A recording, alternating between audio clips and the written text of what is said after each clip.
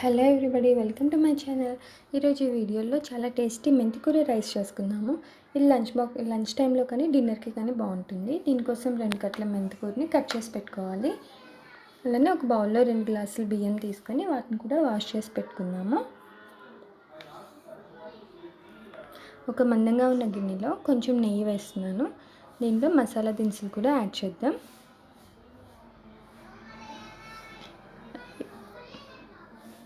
ఇవి కొంచెం ఫ్రై అయిన తర్వాత ఆనియన్ ఇంకా పచ్చిమిర్చి కూడా వేస్తున్నాను. దీనిలో కొంచెం ఆయిల్ కూడా వేసుకుందాం.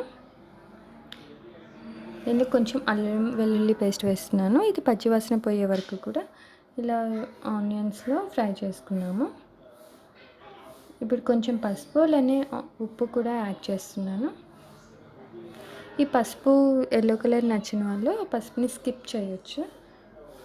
ఇప్పుడు దీనిలో మనం వెజిటబుల్స్ యాడ్ చేసుకుందాము. నేను దీనికోసం పొటాటో ఇంకా టమాటో యాడ్ చేస్తున్నాను. అలానే కొంచెం పుదీనా కూడా వేసాను. దీంట్లో వెజిటబుల్ బిర్యానీలో వేసే వెజిటబుల్స్ ఏవైనా కూడా మీరు యాడ్ చేసుకోవచ్చు. కాలీఫ్లవర్ అలానే క్యారెట్ ఇలా ఏది యాడ్ చేసినా బాగానే ఉంటుంది. ఇప్పుడు మనం కట్ చేసుకున్న మెంతి కూర కూడా వేస్తున్నాను. ఈ మెంతి కూర మొత్తం వాటర్ రిలీజ్ అవుతుంది కదా, మనం ఏమీ వాటర్ యాడ్ చేయని అవసరం లేదు.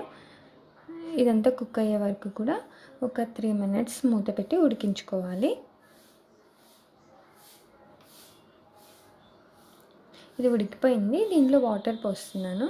మనం 1 గ్లాస్ బియ్యానికి 1.5 గ్లాస్ వాటర్ సరిపోతుంది.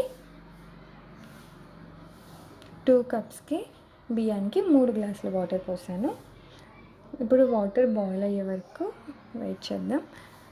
ఒకవేళ సాల్ట్ సరిపోకపోతే ఇప్పుడు కూడా యాడ్ చేసుకోవచ్చు. ఈ వాటర్ లైట్గా సాల్ట్ టేస్ట్ వస్తుంది కదా.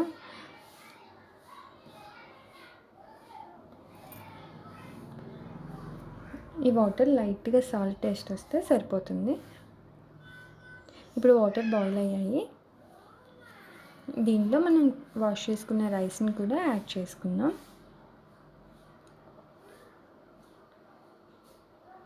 దీంట్లో కొంచెం గరం మసాలా వేస్తున్నాను.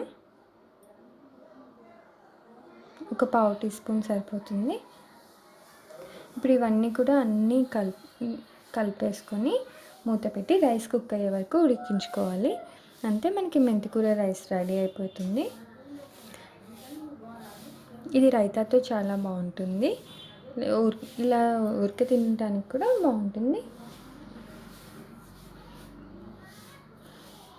మీరు కూడా ఈ రెసిపీ ట్రై చేయండి. అలానే ఈ ఛానల్ని సబ్స్క్రైబ్ చేసుకోండి. Thanks for watching. Bye bye.